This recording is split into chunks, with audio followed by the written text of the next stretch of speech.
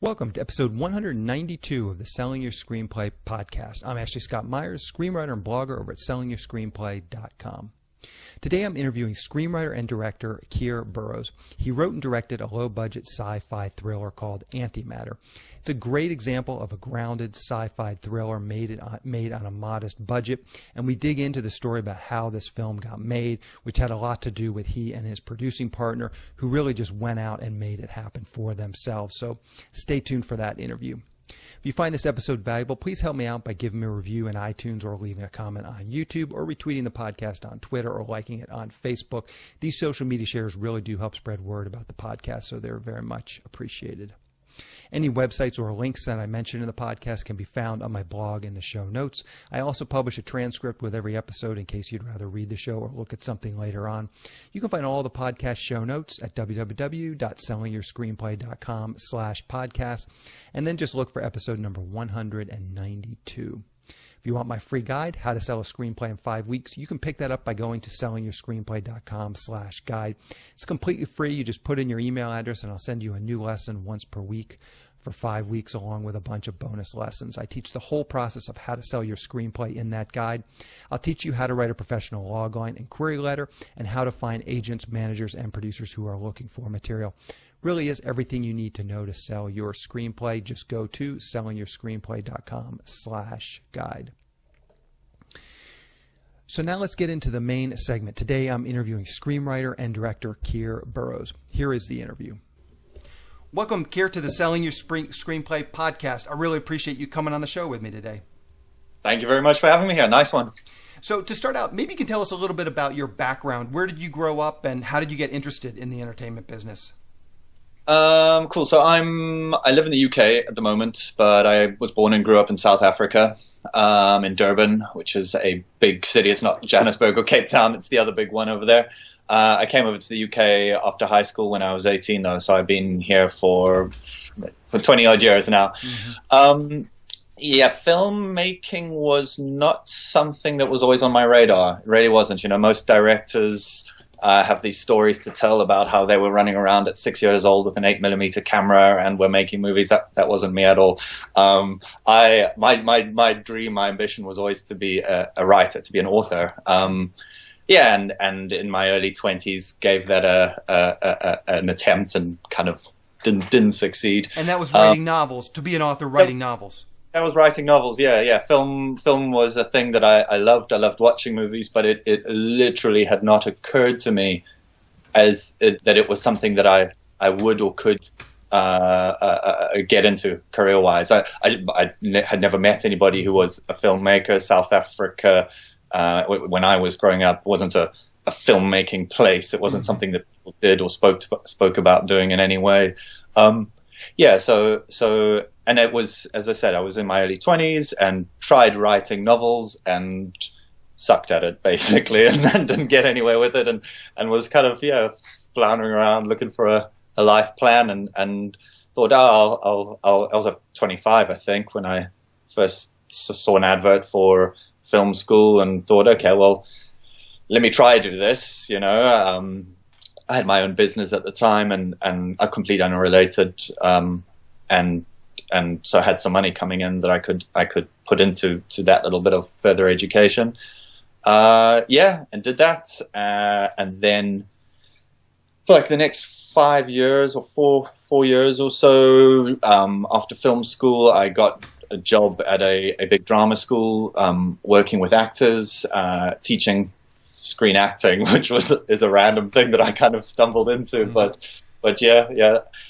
Then, and made short films, but practice short films and practice music videos and stuff like that I was making practice, essentially. Nothing that I had ever had the intention of getting out and going, okay, I'm going to put this out to the world. Until kind of decided that okay, I've done enough of this, and I trust what I'm doing is good enough. And we started off. We had a short film called Air, which, and my wife Dudonay is a producer, and she and I have worked together on everything. So 6 short films and the feature. yeah, and we made Air. It was a little sci-fi horror end of the world sort of thing. We made it for £800, and was it self-financed, I assume. absolutely, yeah. It was, absolutely everything kind of has been so far.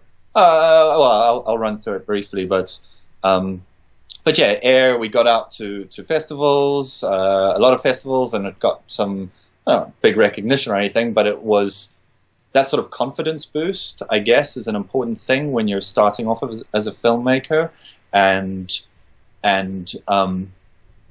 I guess also important the practice time that I had before that, getting good enough so that when I did put something out to the world, it got fairly good reception, if you see what I mean, Mm-hmm. rather than, if the first things I made straight out of film school were effing awful. They were terrible. They sucked. At what point did you transition and say, well, I want to be a director and a writer? Was that during film school? It was, yeah, absolutely. I mean, I went to film school, as I'm sure every film student does who goes to film school, thinking I'm going to walk out and be the next Tarantino. I really was absolutely certain that it would take about a year and a half and I'd be winning Oscars. The reality was good. But yeah, so stuck with it, and the job that I got, which was pure luck essentially, but working at a drama school was the absolute best thing that could ever happen. I learned so much more in that than I ever did at film school. So it was always wanted to be a writer and a director. And as the years have passed, I've thought, I was a better writer, and then I thought I was a better director, and now I'm relatively happy with where I am with both. And then we just kept making short films. Made a second one after Air called Donkey, very short little art house thing. But we were at Tribeca Film Festival with, and won a whole stack of awards with that. And so that was something that kind of, I'd say, elevated, but was a very good calling card after that. Mm-hmm. And it was after Donkey, I think, that I wrote the first draft of what would become Antimatter, and started trying to talk to people for finance for that. But it wasn't a very good script, I'll be very honest at that point. You're saying Antimatter, the script for Antimatter wasn't that good? No, it wasn't. It wasn't. I was not good enough at writing at that point. It needed a lot of time. And so I tried to get it in front of people and got a lot of, sorry, we're not interested. And then kept on with the shorts, made a short film called Grace, which was also at Tribeca the year after, another short film called The Showreel, which we had at London Film Festival. And I guess with all of these, the practice at directing and at writing and at going to festivals, seeing how audiences respond to the things that you make, all of that was very valuable, and that all fed back into the scripts, and I got to revise. It was called Worm at the time, Antimatter. So essentially, and then eventually after making the showreel, and through all of this, we'd kind of been working with Antimatter, saying to ourselves, if nobody's going to give us the money to make it, we're going to, over these years, work out a way to be able to make it ourselves if we had to, off our own back. And ultimately that's what we ended up doing. I mean, it's a real micro budget film, it cost 40 grand, credit cards and personal loans sort of thing. So So let me just dig into a couple things. You said you were working at this drama school, and you said you learned a lot there. Obviously, working with actors, you mentioned that. What are just some of the lessons you learned there? Maybe those would be helpful for people to hear. For screenwriters, you really want to get actors to read your screenplays out loud as early as you can. You want to get people to read it and get their input. There's nothing quite like hearing your written words spoken back to you to realize how crappy they actually are. And that's great. That's a vital part of the process. And the more you do that, the more, and obviously as a screenwriter, you may not be open or be able to meet the actors that readily, but you can try to. You can make the effort to. And actors generally love to read lines. That's what they love to do. They'll do that over a beer in a bar in the evening. They'll do it for you. Mm-hmm. So make the effort to do that, because once you start doing that, once you get used to that process of hearing your lines read back to you, the dialogue that you've written, the scenes, the stories that you've written, once you get used to hearing that back to you, it becomes ever easier whilst writing to imagine it being read out loud by real people, if that makes sense. Mm-hmm. So it quite quickly feeds back into your ability to write. You know, when you're writing dialogue, and you write this wonderful scene that you think is amazing, and then you hear it read out loud the first time, and you realize it's way too long, that it goes on forever, and you end up cutting it into by 2/3 or 3/4. The next time you write a scene, you'll remember that, you'll keep it. So yeah, great for me anyway, in terms of my writing. Working with actors on a regular basis at a drama school is a great way to just test out my script, but it's really fed back into that. So yeah. No, that's an excellent tip. Let's talk about the film festival. So you're doing consistently doing these short films. You just mentioned like the Tribeca Film Festival. I mean, these are some of the top tier. That's like, you know, top tier festivals. So maybe you can talk about that submission process. How did you get your film into that festival? Was it just a random submission? And maybe you can talk about some of the other festivals. Did you submit to a bunch of other festivals and got turned down? I just like to get a sense of the scope. And I often hear people, when they've done their shorts, they submit to 2 or 3 or 4 festivals and they get turned down and they think, oh, well, maybe the film isn't good. But I always find that it's about persistence and just keep submitting, and you just never know where it's actually going to hit. So maybe you can talk to that a little bit. I mean, the Tribeca, as I said, is really one of the top festivals. So how did you get in? Absolutely. I hate submitting to festivals. I really hate it. It's a long process and it's an expensive process, because you really need to carpet bomb. You really need to go out there, and it's quite easy these days. It's very easy. You've got Film Freeway and Without a Box and so on. But you know, even with, I mean, Donkey was probably the one that I had the best acceptance to submission ratio. But even that, it was 1 in 4 festivals that we submitted to did we actually get into. Mm-hmm. You know, so yes, you have to submit to a lot and understand that you're not going to get into most of what you submit to. What I realized after Donkey was that you need to be quite strategic about it as well. You know, and the problem is that strategy doesn't correlate very well with a quick time frame. You know, you if you think you've made something that's genuinely amazing, you really need to start small and submit to the big ones, to the Sundance and South by Southwest and Cannes and Toronto. Or not sure about shorts there, but Tribeca, the biggest. Because if you submit to the one down the road that no one's ever heard of, that's only been open for 2 years, and you get in there and it's great, Sundance is going to be a lot less interested. Unfortunately, that's how it is. They like to be first, especially at the short film stage. You know, if you've made something that's a genre film, it's horror or sci-fi, a short film like that, again, target your festivals. Don't worry about Berlinale or Venice or whatever. That's probably not going to work. You want to be going for the SYS or Fright Fest or the big genre festivals. So it is a very strategic thing, the whole film festivals. It's expensive. You know. And do you build a relationship, like you took your one film to Tribeca and then the next year you took your next film? So once you've gotten into a festival, you get to know some of the people there, and then when you submit again, your chances of getting in go up exponentially because you've been there. Absolutely. I mean, you know, I guess the festivals take pains to explain that it doesn't necessarily boost your chances of getting in again, but it does, I guess, boost the chances of your film being watched by the right person, by the decision maker, rather than by one of the interns or whatever who, you know, I mean, they get 10, 12, 14,000 entries in the short film sector, to Tribeca or Sundance. Mm-hmm. Yeah, so it does theoretically work like that. But I was at Tribeca twice with short films, but the short film After Grace I didn't get in there. We didn't get Antimatter into Tribeca, which I'd hoped to. Mm-hmm.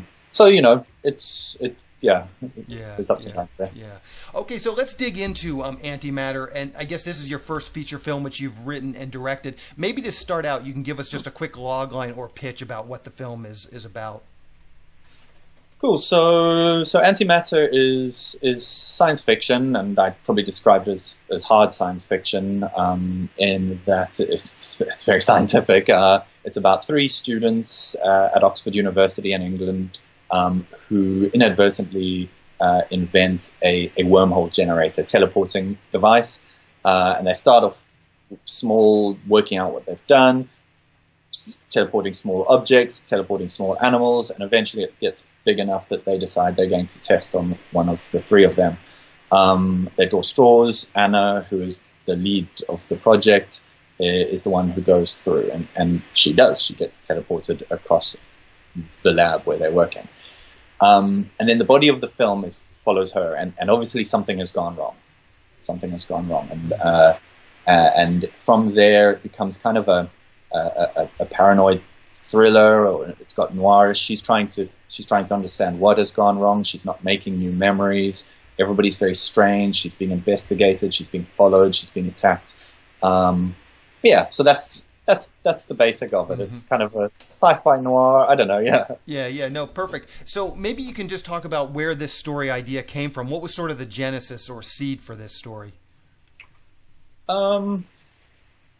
These things are very hard to pin down. I mean, I the way I work, just unrelated to Antimatter, but I keep notes on my phone, and every time I get even the slightest idea for anything, whether I'm watching something or it's an idea for a line of dialogue, I just will scribble it down, and then what often happens is that after there's enough scribblings, 2 scribblings suddenly unite or become one in my mind, and I go, this is an interesting location I thought of. This is an interesting line of dialogue. Cool, let's turn this into a film. So where did Antimatter come from? It started off as a short film idea. The beginning part of the movie I'd actually written as a short film about the idea of scientists and scientific discovery, and wanting to bring an audience along on a journey of discovery and make them excited or work them into the emotional state that the scientists were involved in. I never made it as a short film. It just didn't work. And then watched Primer and being blown away by Primer. I loved that film, and also being able to see how far you can go in science fiction, especially with absolutely no money, provided you've got a good or a smart or an interesting idea, and you've got some good actors to work with. And so that was I think it was after watching Primer that I was like, okay, let's dust off this old short film, see what I can do with it. Okay. No, that's great. And you mentioned Primer, and that's what I thought when I was watching this film. I sort of thought of Primer precisely, and I'm curious. When I meet producers and even distributors, I will often ask them, what kind of movies are you looking for? What is a movie you wished that you had, distributed or produced? And Primer is one that comes up often as sort of, grounded sci-fi. Source Code is another one that comes up often. And I'm curious how much that played into your decision to turn this into a feature and pursue this as a feature film. Did you have some conversations, or was there some conscious choice that grounded sci-fi like this, like it has an audience, it has a market, there's producers and distributors that are very much looking for this type of stuff, as opposed to like your drama, which is more typical indie drama, which unfortunately doesn't have a huge audience? Yes, good question.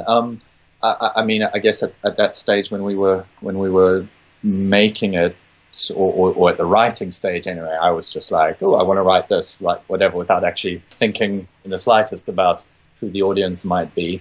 But once we kind of began down the path of seriously saying, okay, we are going to make this, Yes, the idea that there is a certain inbuilt audience for a film like this, and also with genre films, whether it's, I guess I'm talking here about science fiction and horror in particular, but with genre films, you don't need big names to find an audience. You don't need your A-list or even your B-list actors. There's a lot of amazing horror out there and science fiction that doesn't have anybody who's recognizable. Horror especially is good for that, provided it works, provided you make something that's good. So yeah, that definitely helped us when we were kind of making the decision to, okay, we're going to swallow and take the financial leap and dedicate 3 years of our life and our savings to making this, that we would have some sort of audience out there. Yeah. Okay, let's talk about your writing process a little bit. I'm curious, just how much time do you spend? And I guess you kind of were alluding to that with your taking down little scribbles as time goes on. But I'm always curious to hear from writers. How much time do you spend outlining? Like once you kind of have decided on an idea, how much time do you spend outlining versus actually opening up final draft and writing pages? Oh, good one. I have a lot of projects that were a great idea in my head, and I thought, yeah, this is going to be amazing. And then and by a lot, I probably mean there's 15 or 18 or so on my computer somewhere.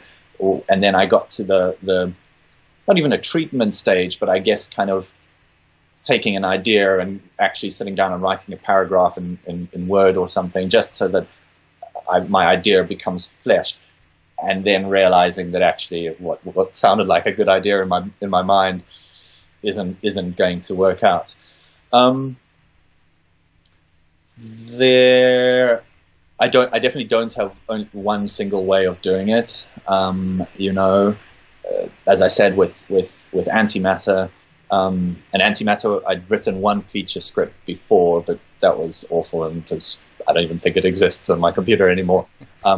But with Antimatter, that came from a short film, so I already had a short film draft to start writing with. I've got a horror movie that I'm kind of in development with. I've got a producer attached that hopefully will be the next film, and we're looking at a much bigger budget level for that. But that was a much slower process. That was several ideas, and then turned into a full treatment, maybe 15 pages of treatment, slowly before I actually opened final draft.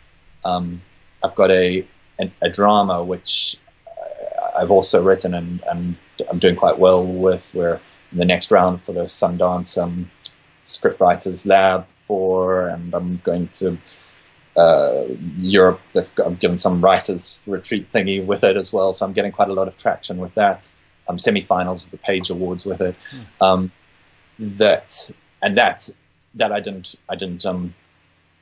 didn't treatment at all. It kind of, the idea came and I was like, this is a good idea. Sat down and wrote for 3 weeks and had a whole script. And yeah, so there isn't one way. And maybe that's a good thing, I guess. If you get fixed with one way of doing it, then if that way starts bogging you down, it becomes harder to change. I don't know. Yeah. Good. Yeah. So what does your day look like when you're writing? Do you have days where you write for 8 or 10 or 12 hours, or do you write for an hour or two in the morning and then work on other stuff? Just maybe talk about what your actual days look like when you're writing. It sounds like with the drama you just wrote probably 10 hours a day for 3 weeks. Pretty much. I mean, I've got 2 small kids, and so at very best in a week of 7 days I get 3 days of my own to write, and obviously balancing around day job and so on as well. And then those 3 days, which are very precious to me, often get eaten up by other random things. A good week is where I get 2 of those 3 days to sit down from 9 and 10 in the morning and then write until 6 or so. That's fantastic. And I guess it always helps when you know exactly what you're writing and things just flow. You know, if you get stuck halfway or you're writing, I don't really know what I'm doing next. That's when things struggle and slow down a bit. But yeah, that's generally it. But I guess when I do get to start writing, things tend to flow relatively well. Yeah. Yeah. Don't know if that answers your question. Yeah, no, it does. Just as I said, just kind of a window into sort of your process. I always find that interesting. Let's talk about rewriting the scripts. Once you have a draft done, how do you know when it's ready to show to other people? So let me have a think for a second.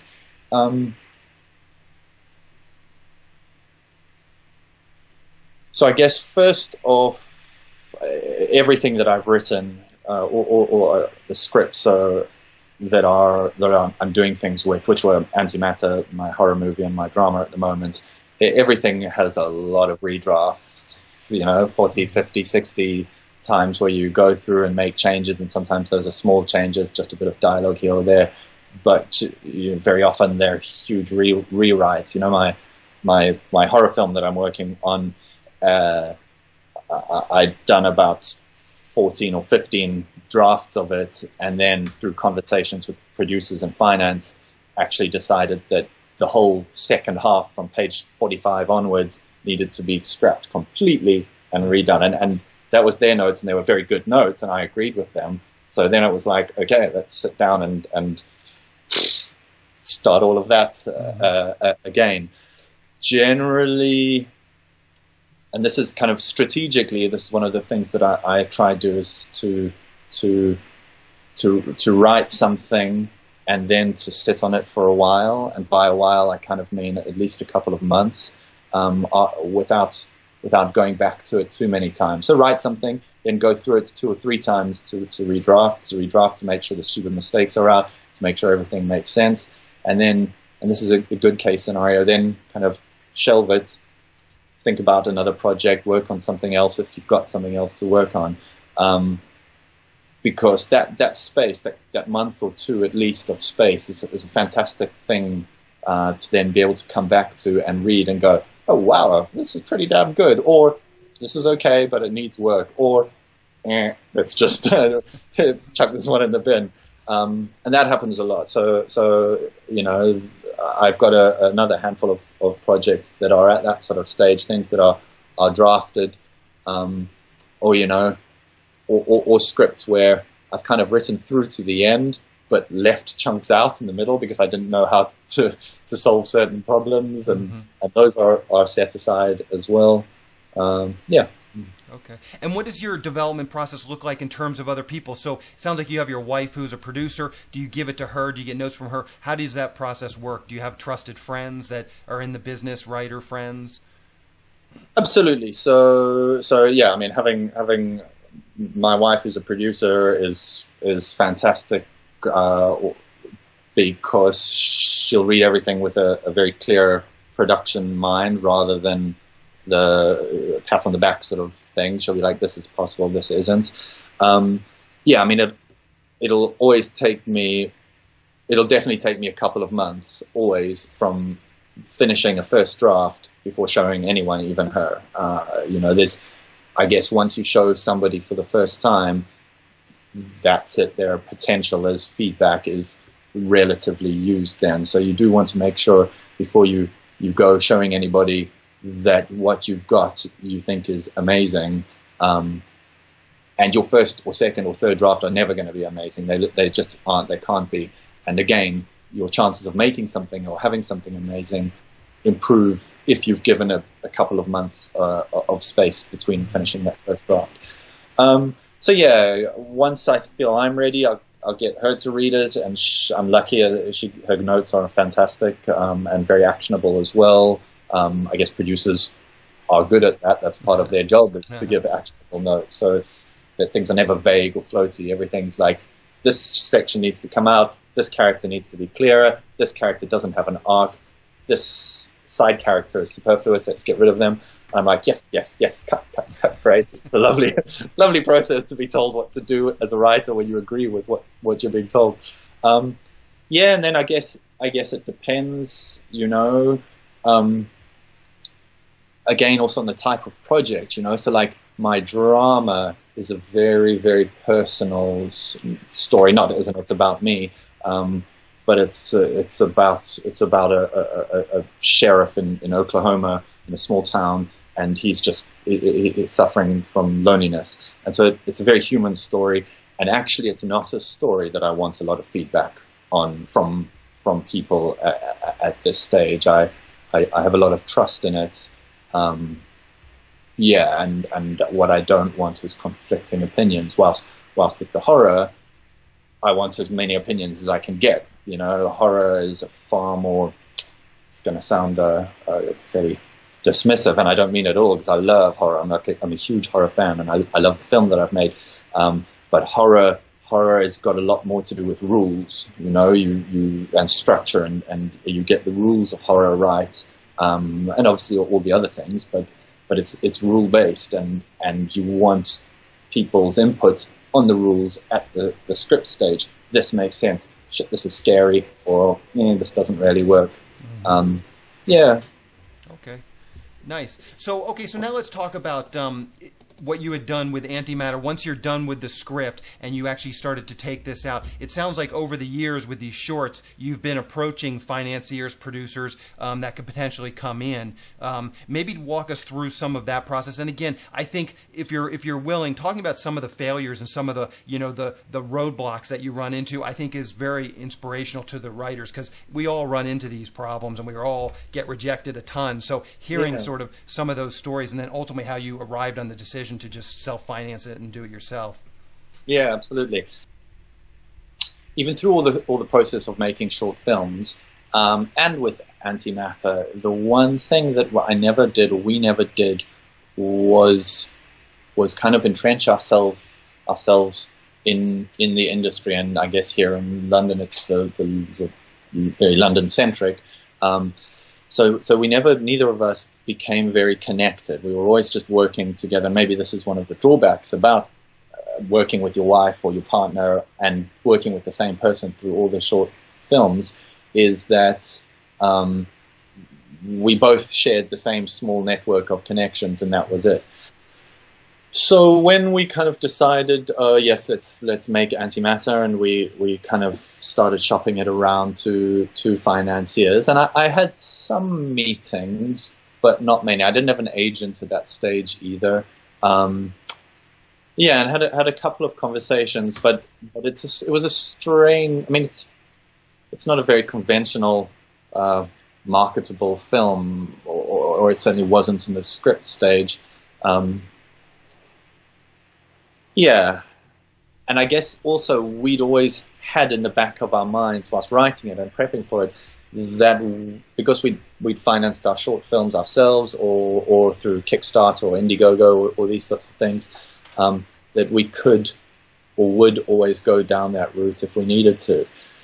There was a scheme, or there is a scheme here in London or here in the UK called Microwave, which is a development scheme for micro-budget feature films, and we submitted to that and got on that, and went through that process. I had a mentor on that, Pete Travis, he directed Dread, and he was great. He was him and Pete Steve. Oh, excuse me, I've forgotten somebody's name here. That's terrible. No problem. But he helped get the script in a much better shape. Yeah, and I mean, at this stage as well, we were quite far along in our preparations to make the film on our own back. Sorry, you're gonna have to bear with me. It's quite a difficult thing, not difficult to talk about, but it all happened so slowly and over such a long period of time. There was never any kind of sit down concrete, okay, this is how it's going to happen. I mean, the way that we made Antimatter, we didn't block out 6 weeks and go and shoot it at all. I mean, we made it over the course of 9 or 10 months. Meaning not just made it, just actually shot. The shooting took 9 or 10 months. Yeah. We did. Yeah, it wasn't blocked out. It was did weekends here or there. We did one day here or there. I remember reading, before we made it, just an article about Chris Nolan's following film, his very first no-budget movie, and how he explained in that they made it over the course of the year. Every second weekend, him and a friend would go out and shoot a little bit, and that's how we did it and how we'd always planned to do it. And so by the time when we were doing this microwave thing, we'd already kind of begun our projections and our plans to go and make it like that. And making a feature film like that, it's very possible to do it for very little money then as well, because you're never having to remove people from their day jobs. You can beg favors very easily. A favor begged for a day or 2 days is something a person can give. Getting somebody to give 6 weeks of their life for minimal pay is a very different thing. Mm-hmm. I mean, as I said, looking back on it now, I mean, we've got the movie, the DVD, there'll be a Blu-ray. It seems like it was very easy how it all just came about, but it's very haphazard, very strange. Yeah. No, I think that's an excellent answer. So thank you. How can people see Antimatter? Do you know what the release schedule is going to be like? Yeah, I mean, it comes out in the US very soon on the 8th of September. Okay. It'll be in theaters. I don't have a list yet of where exactly. I mean, it'll be on very limited release. I'm assuming, just in a couple of markets. And it comes out on VOD, video on demand, at the same time. So on all the major platforms on video on demand. So hopefully 8th of September onwards, if you want to watch Antimatter, you'll be able to watch it. It comes out on DVD and Blu-ray either in December or January. I'm still waiting to finalize that. But yeah, theoretically, 2 weeks from now, you'll be able to watch it and hopefully like it. Perfect. So what's the best way for people to kind of keep up with what you're doing? Twitter, Facebook, anything you're comfortable sharing, just mention that now, and then I'll round it up as well and put it in the show notes so people can click over to it. Absolutely. So Twitter is the thing that I use for film and for talking about film and for chatting film nonsense. Try to keep it as film related as I can on Twitter. It's hard these days. There's so much other stuff happening in the world. Yeah. But yeah, so Twitter, it's my name, Keir Burrows, KeirBurrows. That's pretty much it. Okay, perfect. Well, Keir, I really appreciate that. As I said, I really enjoyed your film, so good luck with it. And cool, when you're done your next film, let me know, and I'll definitely have you on, and you can talk about that story as well. So thank you very much. Would love to. Thanks for having me here. Nice one. Thank you. We'll talk to you later. Cheers. Bye. Just want to mention 2 things I'm doing at Selling Your Screenplay to help screenwriters find producers who are looking for material.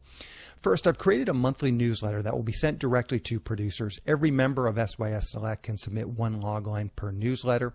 I went and emailed my large database of producers and asked them if they would like to receive this monthly newsletter of pitches. So far, I have around 400 producers who have signed up to receive it.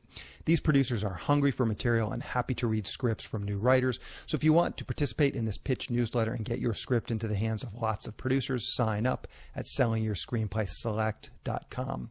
And secondly, I partnered with one of the premier paid screenwriting leads services so I can syndicate their leads to SYS Select members. There are lots of great paid leads coming in each week from our partner. Recently, I've been getting between 5 and 10 high-quality paid screenwriting leads per week. These are producers and production companies who are actively looking to buy material or who are looking to hire a screenwriter for a specific project. If you sign up for SYS Select, you'll get these leads emailed to you directly several times per week. These leads run the gamut from production companies looking for a specific type of spec script to producers looking to hire a screenwriter to write up one of their own ideas or their own properties.